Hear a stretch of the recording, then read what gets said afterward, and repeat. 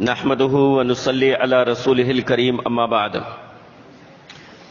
پچھلی قسط میں یہ بات آئی تھی کہ جب مسلمانوں پر مشرکین مکہ کا ظلم و ستم بڑھ گیا تو رسول گرامی علیہ الصلاۃ والسلام نے مسلمانوں کو حبشہ کی طرف ہجرت کرنے کا حکم دیا،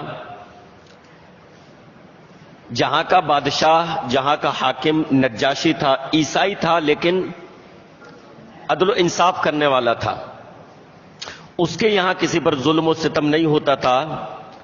تو اللہ کے نبی علیہ الصلاۃ والسلام نے مسلمانوں کو حبشہ کی طرف ہجرت کرنے کا حکم دیا تاکہ وہاں پر وہ مشرکین مکہ کے ظلم و ستم سے محفوظ رہ سکیں اور اپنے دین پر آسانی سے عمل کر سکیں۔ تو دو ہجرتیں حبشہ کی طرف کی، پہلی ہجرت میں کم مسلمان تھے اور دوسری ہجرت جو ہوئی حبشہ کی طرف اس میں کچھ زیادہ مسلمان تھے۔ اب مکے والوں کو یہ بھی گوارا نہیں تھا کہ مسلمان مکے سے ہجرت کر کے کسی ایسی جگہ پناہ لے لیں جہاں پر وہ ان پر ظلم و ستم نہ کر سکیں۔ مشرکین مکہ کو یہ بھی گوارا نہیں تھا، لہذا انہوں نے اپنا سفیر دو لوگوں کو بنا کر بھیجا، ایک تو عمرو بن عاص جو بعد میں مسلمان ہو گئے، اس وقت تک مسلمان نہیں تھے، عمرو بن عاص رضی اللہ عنہ اور عبداللہ بن ربیعہ۔ تو اس وقت تو وہ رضی اللہ عنہ نہیں تھے، صرف عمرو بن عاص تھے۔ تو مشرکین مکہ نے ان دونوں کو سفیر اپنا بنا کر بھیجا۔ یہ لوگ تحفے تحائف اور ہدیے گفٹ نجاشی کے لیے، نجاشی کے جو بادشاہ وہ تھے پادری، عیسائی جو پادری ہوتے ہیں، ان لوگوں کے لیے یہ لوگ گفٹ لے گئے اور جو ہے انہوں نے پہلے پادری لوگوں کو گفٹ دیے اور پھر نجاشی کے دربار میں صبح کو درخواست رکھی۔ اپنی درخواست کے الفاظ آپ کے سامنے آئے تھے کہ انہوں نے اپنی درخواست ان الفاظ میں رکھی کہ اے بادشاہ، آپ کے ملک میں ہمارے کچھ ناسمجھ نوجوان بھاگ آئے ہیں، انہوں نے اپنی قوم کا دین چھوڑ دیا ہے لیکن آپ کے دین میں بھی داخل نہیں ہوئے ہیں۔ اپنی قوم کا دین چھوڑ دیا ہے لیکن آپ کے دین میں بھی داخل نہیں ہوئے ہیں، بلکہ ایک نیا دین انہوں نے ایجاد کر لیا ہے جسے نہ ہم جانتے ہیں اور نہ آپ جانتے ہیں۔ لہذا ان لوگوں کے سلسلے میں ان کے باپ دادا نے، ان کے چچاؤں نے، ان کے ذمہ داران نے جو ان کا اچھا برا صحیح طریقے سے سمجھتے ہیں، صحیح ڈھنگ سے سمجھتے ہیں، انہوں نے جو ہے ہمیں آپ کے پاس بھیجا ہے تاکہ آپ ان لوگوں کو ہمارے ساتھ واپس بھیج دیں۔ تو مشرکین مکہ نے بھیجا دونوں کو، اپنے سفیروں کو، سفیر نمائندہ اپنے نمائندوں کو کہ آپ جو ہے نجاشی کے پاس کہ آپ ان لوگوں کو ہمارے ساتھ واپس مکہ بھیج دیں اور آپ انہیں پناہ نہ دیں۔ لیکن نجاشی، دیکھیے اللہ کے نبی علیہ الصلوۃ والسلام نے نجاشی کا جو انتخاب کیا کہ اس کی سرزمین کی طرف کو ہجرت کر لیں مسلمان، تو یوں ہی نہیں کیا۔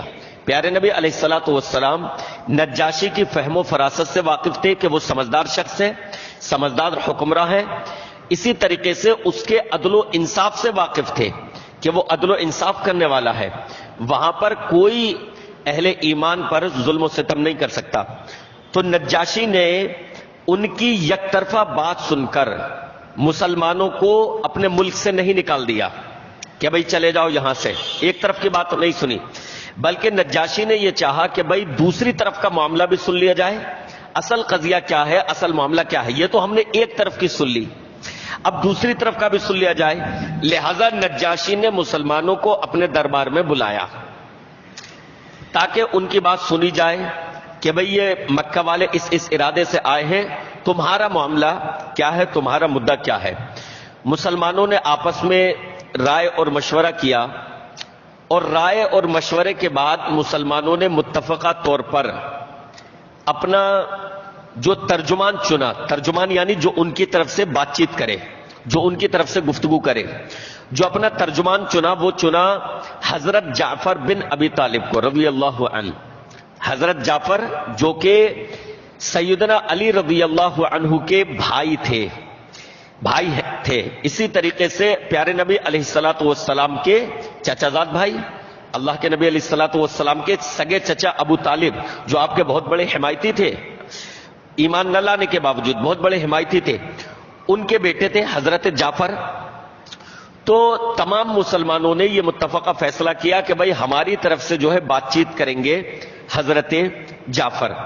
حضرت جعفر رضی اللہ عنہ کی معیت میں یعنی ان کے ساتھ نجاشی کے دربار میں مسلمان حاضر ہوئے. تو حضرت جعفر نے اپنی بات ان الفاظ میں رکھی. قریش مکہ کے جو سفیر آئے تھے انہوں نے اپنی بات رکھ دی تھی، اپنی درخواست رکھ دی تھی کہ یہ لوگ ایک نیا دین ایجاد کر کے آئے ہیں، آپ کے دین میں بھی نہیں ہے، ہمارے دین میں بھی نہیں ہے، کوئی الگ ہی ان کا دین ہے، اور آپ کے یہاں آ کر انہوں نے پناہ لے لی ہے. ہمیں ان کے باپ دادا نے، ان کے چچا نے، ان کے ذمہ داروں نے بھیجا ہے تاکہ انہیں آپ ہمارے حوالے کر دیں اور مکہ واپس کر دیں. وہ ان کا اچھا برا جانتے ہیں، وہ ان کا بھلا جانتے ہیں. تو انہوں نے اپنی بات رکھ دی تھی. اب دیکھیے حضرت جعفر نے کن الفاظ میں اپنی بات رکھی مسلمانوں کی طرف سے. حضرت جعفر رضی اللہ عنہ نے کہا، اے بادشاہ، ہم ایسی قوم تھے جو جاہلیت میں مبتلا تھے. ہم بت پوجتے تھے، ہم پتھروں کی عبادت کرتے تھے، ہم بت پوجتے تھے، مردار کھاتے تھے، بدکاریاں کرتے تھے، زنا کرتے تھے، قرابت داروں سے یعنی رشتہ داروں سے تعلق توڑتے تھے، پڑوسیوں سے بدسلوکی کرتے تھے، اور ہم میں سے طاقتور کمزور کو کھا رہا تھا. ہم اسی حالت میں تھے کہ اللہ نے ہم میں سے ایک رسول بھیجا. اس کی سچائی سے، اس کی امانت داری سے، اس کے عالی حسب و نسب سے ہم واقف تھے. اس نے ہمیں سمجھایا کہ ہم صرف ایک اللہ کو مانیں، اسی کی عبادت کریں، اور پتھروں کی اور بتوں کی جو یہاں یعنی مکے میں عبادت کی جاتی ہے ہم ان کی عبادت نہ کریں، اور ہمارے باپ دادا جن کی پوجا کرتے آئے ان چیزوں کو ہم چھوڑ دیں. ہم اپنے پڑوسیوں کے ساتھ اچھا سلوک کریں، ہم اپنے والدین کے ساتھ اچھا سلوک کریں. اللہ اور اس کے رسول نے جس چیز کو حلال کہا ہے ہم اس کو حلال مانیں، انہوں نے جس کو حرام کہا ہم اس کو حرام کہیں.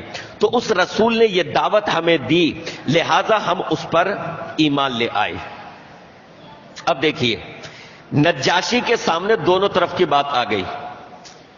نجاشی کے سامنے معاملہ کھل گیا کہ مکے سے جو یہ دو لوگ آئے ہیں مسلمانوں کو واپس لینے کے لیے، ان کی باتوں میں وزن نہیں ہے، ان کی باتوں میں چال اور فریب ہے، کیونکہ مسلمانوں کا رخ بھی ان کے اس کے نجاشی کے سامنے آ گیا کہ مسلمانوں کا جو رخ ہے وہ یہ ہے کہ ہم بتوں کی عبادت کرتے تھے. اچھا نجاشی کون تھا؟ جہاں مسلمان ہجرت کر کے گئے تھے حبشہ، وہ نجاشی کون تھا؟ کس دھرم کو ماننے والا تھا معلوم ہے؟ وہ عیسائی تھا، نصرانی. اور عیسائی پتھروں کو نہیں پوجتے. یہ الگ بات ہے کہ وہ حضرت عیسیٰ علیہ السلام کو اللہ کا بیٹا مانتے ہیں، وہ بھی غیر اللہ کی عبادت کرتے ہیں، لیکن اہل کتاب میں سے ہیں. حضرت عیسیٰ کو بھی اللہ نے نبی بنا کر بھیجا تھا، تو وہ پتھروں کی عبادت نہیں کرتے. تو نجاشی نے جب مسلمانوں کا مدعا سنا تو کم از کم اس کے سمجھ میں یہ بات آ گئی کہ یہ کہیں نہ کہیں حق پر ہیں، یہ پتھروں کی عبادت کرنے سے الگ ہوئے ہیں. انہوں نے اپنے باپ دادا کے دین کو، اپنے باپ دادا کے دھرم کو چھوڑ دیا جس میں پتھروں کی پوجا کی جاتی تھی، جس میں اللہ کے علاوہ کی پرستش کی جاتی تھی، لہذا انہوں نے اسے چھوڑ دیا. تو کہیں نہ کہیں اسے اتنا تو علم ہو گیا کہ ان کی باتوں میں وزن ہے. اب اس نے یہ کہا، نجاشی نے، قرآن کے بارے میں بات آ گئی سامنے کہ اللہ کے نبی علیہ الصلوۃ والسلام ہمیں قرآن اللہ کے کلام کے طور پر سناتے ہیں.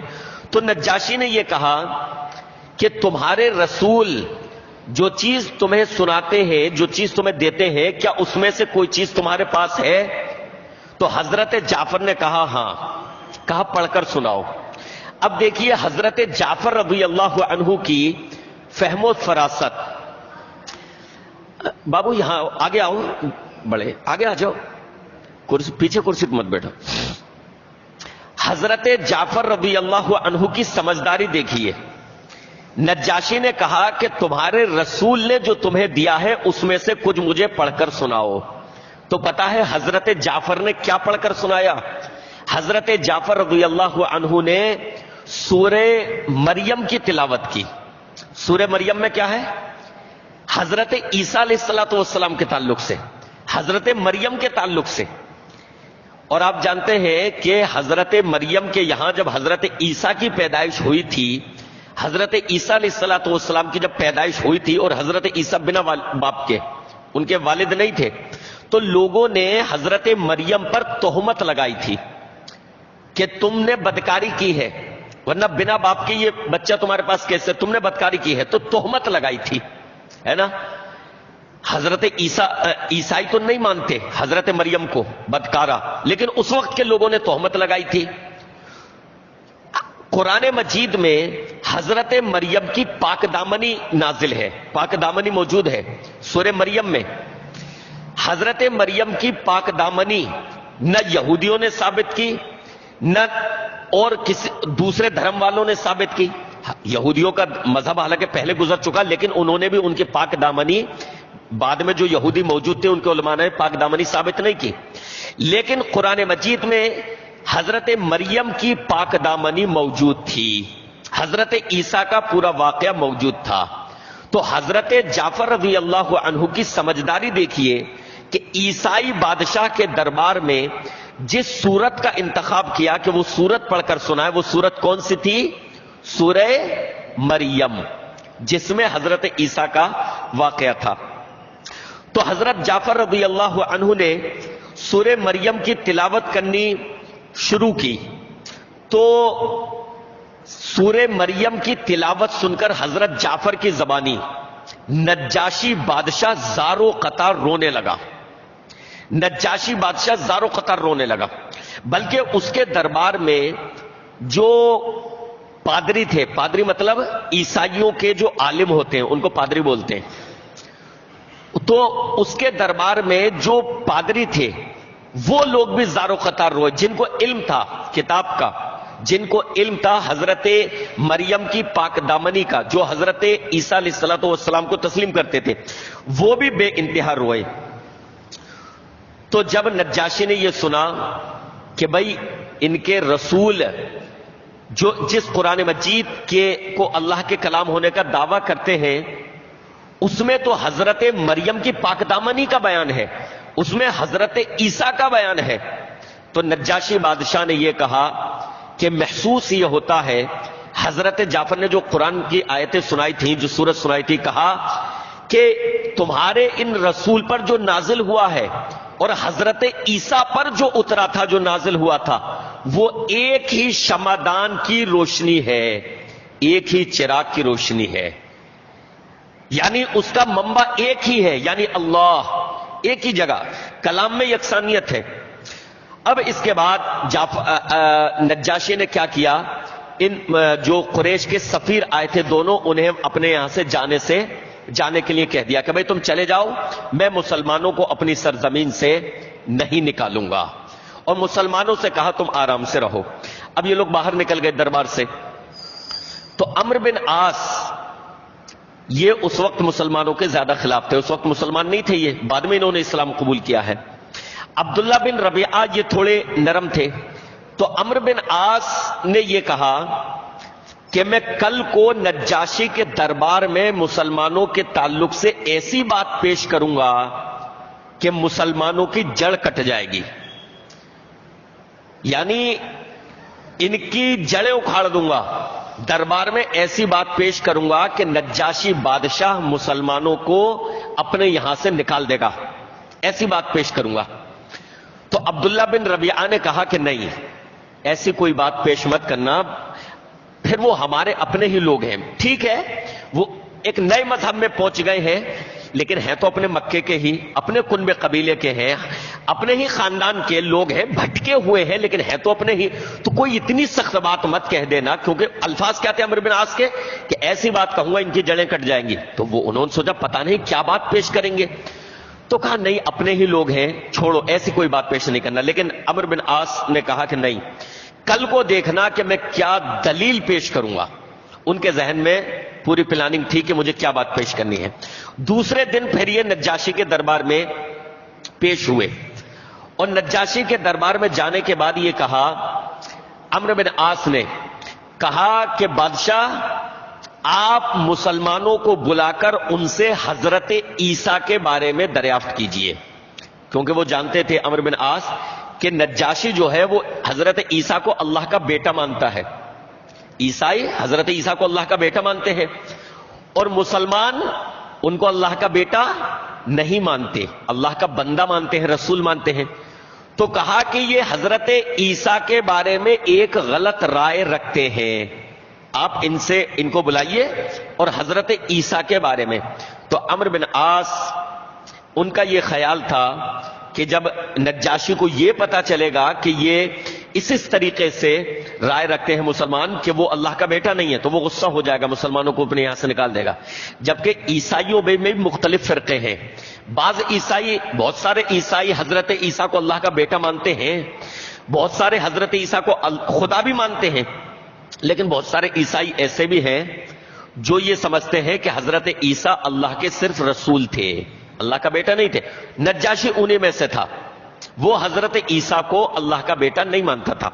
تو اب جب مسلمانوں کو پھر سے نجاشی نے بلایا کہ بھائی تم سے حضرت عیسیٰ کے بارے میں پوچھنا ہے کہ ان کے بارے میں تمہارا کیا موقف ہے، تمہاری کیا رائے ہے، تو مسلمانوں کو تھوڑی سی گھبراہٹ ہوئی، لیکن بہرحال پھر انہوں نے مشورہ کیا اور یہ فیصلہ کیا کہ جو بھی ہو جائے ہم نجاشی کے دربار میں سچ بولیں گے۔ پہلے جب آئے تھے تب بھی انہوں نے یہی فیصلہ کیا تھا، ہم جھوٹ نہیں بولیں گے، ہم سچ بولیں گے، اور دوبارہ بھی انہوں نے یہی فیصلہ کیا کہ ہم جھوٹ نہیں بولیں گے، ہم سچ بولیں گے۔ بہرحال آئے تو نجاشی بادشاہ نے پوچھا کہ حضرت عیسیٰ کے بارے میں تم کیا رائے رکھتے ہو، تمہارا کیا خیال ہے؟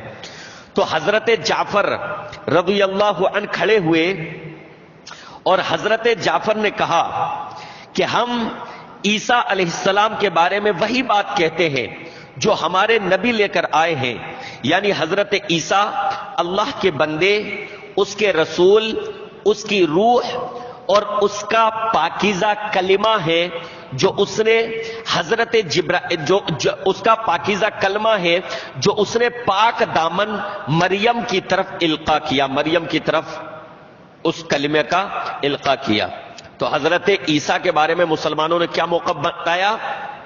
نمبر 1 وہ اللہ کے بندے ہیں، نمبر 2 وہ اللہ کے رسول ہیں، اللہ کے بیٹے نہیں ہیں، اللہ کے بندے ہیں، اللہ کے رسول ہیں، نمبر 3 تیسری بات یہ کہ وہ اللہ کی روح ہے، یعنی اللہ کی طرف سے روح ہے، بنا باپ کے پیدا ہوئے تو ان کی ماں نے بدکاری نہیں کی بلکہ وہ اللہ کی طرف سے روح ہے، اور چوتھی چیز یہ کہ وہ اللہ کا کلمہ ہے، اللہ نے اپنے حکم سے ان کو بنا باپ کے پیدا فرمایا ہے۔ تو انہوں نے اپنا موقف رکھ دیا کہ ہم حضرت عیسیٰ علیہ السلام کو اللہ کا بیٹا تو نہیں مانتے لیکن اللہ کا بندہ اور اس کا رسول مانتے ہیں، اور ان کی ماں کو پاک دامن مانتے ہیں۔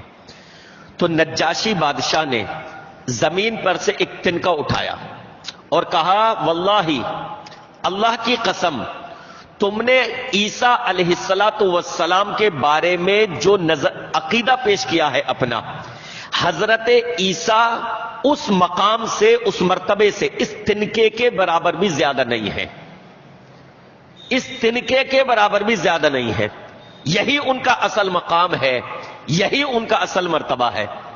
تو دیکھیے مکہ والوں کے جو سفیر آئے تھے ان کی ساری سازشیں ناکام ہو گئی۔ اس کے بعد نجاشی بادشاہ نے کہا ان دونوں سے، اب عمرو بن عاص اور عبداللہ بن ربیعہ سے، کہ تم یہاں سے چلے جاؤ، بلکہ اپنے اہالیان سے، اپنے لوگوں ان سے کہا، وزراء سے، کہ ان کے جو تحفے تحائف تھے، جو ہدیے تھے، جو گفٹ یہ لے کر آئے تھے میرے لیے، وہ بھی واپس کر دو۔ اللہ نے جب مجھے یہ سلطنت عطا فرمائی تو اللہ نے مجھ سے رشوت نہیں لی، میں اس کی راہ میں رشوت کیوں قبول کروں؟ ان کے تحفے تحائف واپس کر دو، مجھے تمہارے گفٹ کی، تمہارے تحفوں کی، تمہارے ہدیوں کی کوئی ضرورت نہیں ہے۔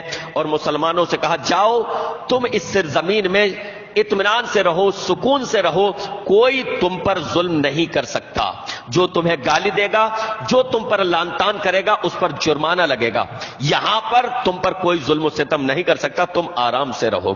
تو مسلمان جو ہے خوش و خرم واپس لوٹ گئے اور حبشہ میں امن و سکون کے ساتھ، آرام کے ساتھ رہنے لگے۔ اب اچھا آگے بڑھنے سے پہلے دیکھیے ایک اور چیز، بعض نصیحتیں اور عبرتیں رسول اللہ صلی اللہ علیہ وسلم نے مسلمانوں کی ہجرت کے لیے کہاں کا انتخاب فرمایا؟ حبشہ کا۔ اس سے یہ پتا چلتا ہے کہ رسول گرامی علیہ الصلوۃ والسلام مسلمانوں کے لیے، صحابہ کے لیے بہت ہی زیادہ رحیم اور شفیق تھے، نرم دل تھے۔ اللہ کے نبی علیہ الصلوۃ والسلام نے ظلم و ستم سہنے کے لیے مکہ میں ان کو رکنے کی اجازت نہیں دی کہ یہیں رکے رہو اور ظلم و ستم سہتے رہو، بلکہ اللہ کے نبی علیہ الصلوۃ والسلام نے ایسی سرزمین کی طرف انہیں ہجرت کرنے کے لیے کہا کہ جہاں پر وہ امن و امان سے رہ سکے۔ اللہ کے نبی علیہ السلام خود نہیں گئے، لیکن صحابہ کو جانے کا حکم دیا۔ اس سے رسول گرامی علیہ الصلوۃ والسلام کی صحابہ پر شفقت کا، آپ کی نرم دلی کا پتہ چلتا ہے۔ اللہ کے نبی علیہ السلام نہیں گئے کیونکہ نبی علیہ الصلوۃ والسلام پر ذمہ داریاں زیادہ تھیں۔ اگر نبی ہی وہاں سے چلے جاتے تو دعوت و تبلیغ کا حق ادا کون کرتا؟ لہذا جناب محمد رسول اللہ صلی اللہ علیہ وسلم وہی رہے، لیکن صحابہ کو بھیج دیا۔ اسی طریقے سے یہ بھی پتا چلتا ہے کہ مسلمانوں کو اپنا ایمان بچانے کے لیے، اپنا دین بچانے کے لیے اگر کہیں ہجرت کرنی پڑے، یعنی اپنا وطن چھوڑنا پڑے، تو وہ ان کو چھوڑنا چاہیے، لیکن اپنے ایمان کو بچانا چاہیے۔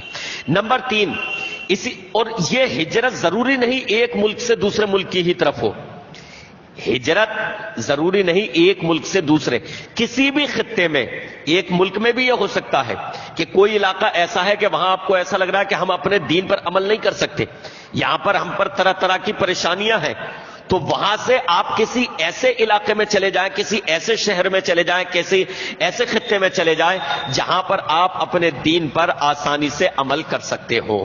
تو اس سے یہ ہمیں رہنمائی ملتی ہے کہ ایک مسلمان کی ذمہ داری ہے کہ وہ اپنے ایمان کو بچانے کے لیے، اپنے دین کو بچانے کے لیے اپنے وطن کو، اپنے شہر کو، اپنے علاقے کو، اپنے گاؤں کو چھوڑ کر کسی ایسی جگہ چلا جائے جہاں پر دین پر عمل کرنا اس کے لیے آسان ہو۔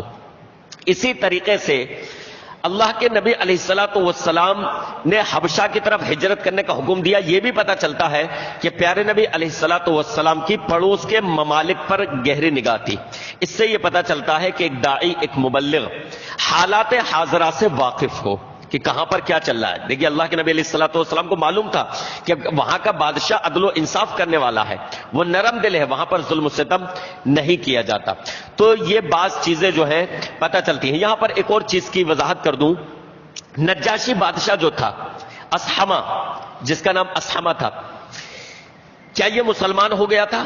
نجاشی بادشاہ، جی یہ سوال پوچھا جانے والا ہے بچوں، نجاشی بادشاہ کیا مسلمان ہو گیا تھا؟ تو اس کا جواب کیا ہے کہ جی ہاں وہ مسلمان ہو گیا تھا، نجاشی بادشاہ مسلمان ہو گیا تھا۔ تو جب سوال کیا جائے کیا نجاشی بادشاہ مسلمان ہو گیا تھا، تو جی ہاں مسلمان ہو گیا تھا، لیکن کیونکہ اس کی رعایا جو تھی اکثر وہ عیسائی تھی، وہ ان کو بھانپ رہا تھا کہ یہ حق کو قبول نہیں کریں گے، وہ دیکھ رہا تھا کہ وہ نصرانیت پر بہت زیادہ مضبوط ہے، لہذا یہ حق کو قبول نہیں کریں گے، لہذا نجاشی نے اپنے ایمان کو اپنی رعایا سے چھپایا۔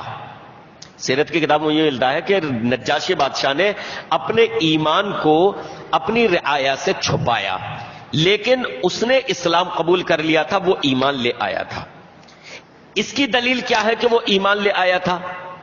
کیونکہ جب نجاشی بادشاہ کا انتقال ہوا، جب وہ مرا، تو اللہ کے نبی علیہ الصلوۃ والسلام نے نجاشی بادشاہ کی نماز جنازہ غائبانہ پڑھی،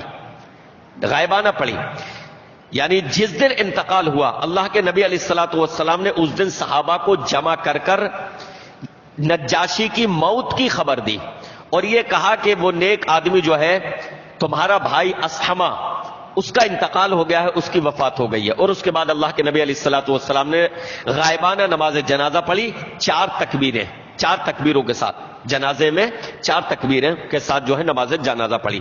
تو اللہ کے نبی علیہ الصلوۃ والسلام کے اس فرمان کی وجہ سے یہ پتہ چلتا ہے کہ نجاشی بادشاہ جو ہے یہ مسلمان ہو گیا تھا، یہ خبر خود رسول گرامی علیہ الصلوۃ والسلام نے دی۔ اب آئیے آگے بڑھتے ہیں۔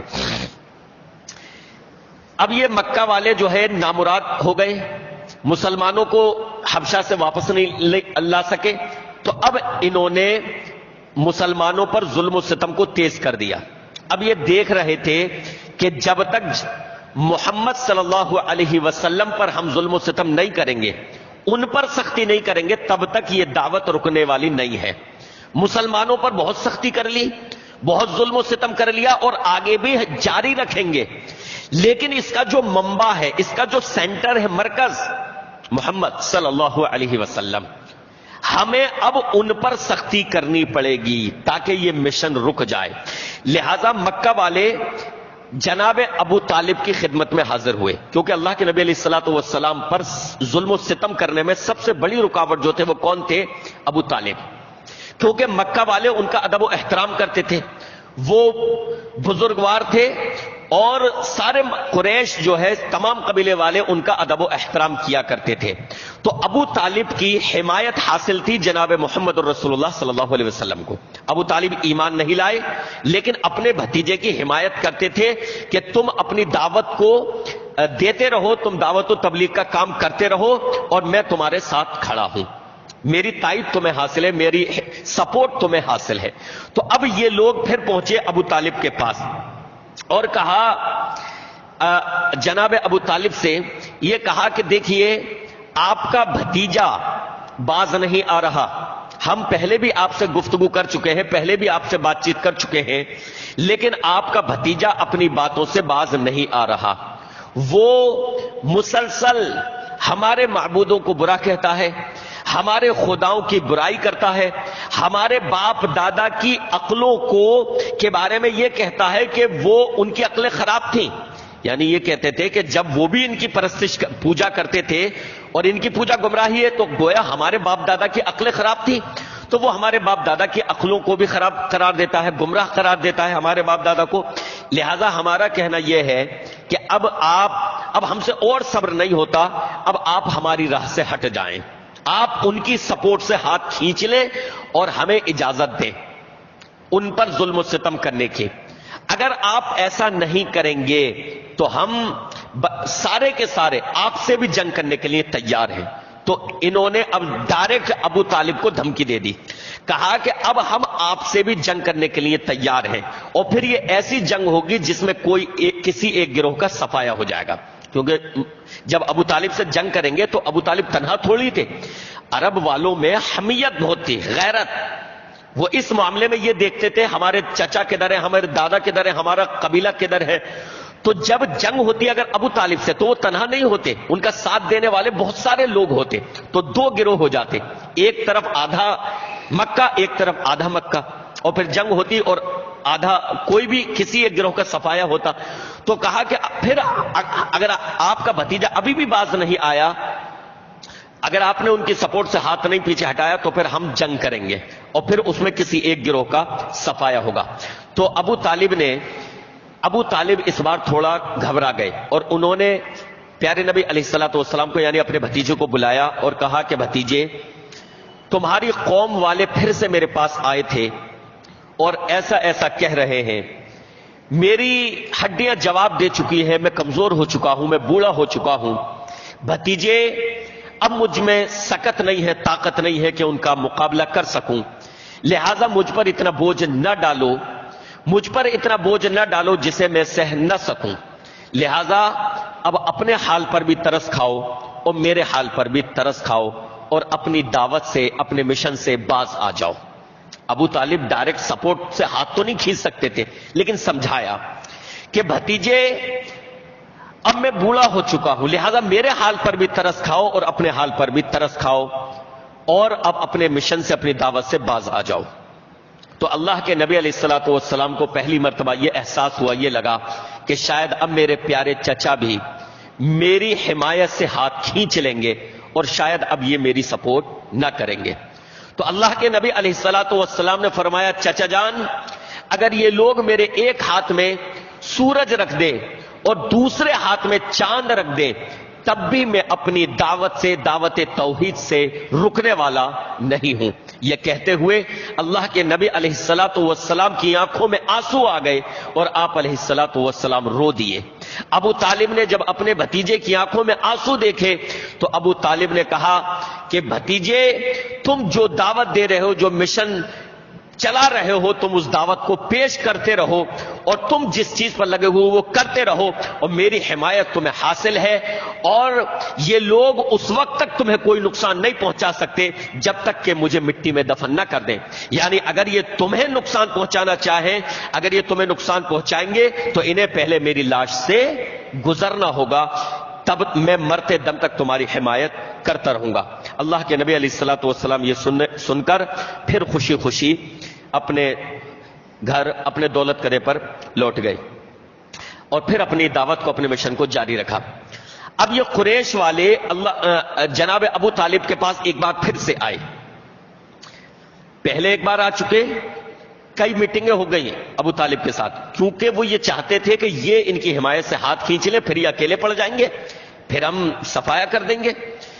اب پھر دوبارہ آئے، پھر ایک بار آئے، اور اس بار کی دھمکی اور زیادہ سخت تھی۔ اس بار کی دھمکی کیا تھی؟ اچھا، اور اس بار کیا لے کر آئے؟